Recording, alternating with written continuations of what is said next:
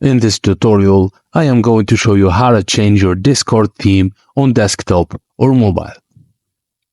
1. On desktop. Launch the Discord on your computer. At the bottom left corner, click on the gear-shaped User Settings button. In the User Settings menu, scroll down to the App Settings section and click on Appearance. Under the Theme section, you can select your preferred theme, dark, light, or sync with computer. On the mobile phone, open the Discord mobile app on your device.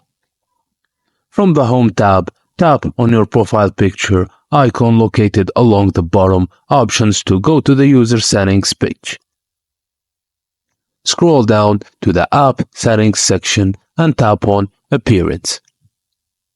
In the Appearance menu, select either the light or dark theme based on your preferences. By following these steps, you can easily change the theme of Discord on both desktop and mobile devices, enhancing your user experience according to your visual experiences. Thank you for watching, and please don't forget to like and subscribe for more.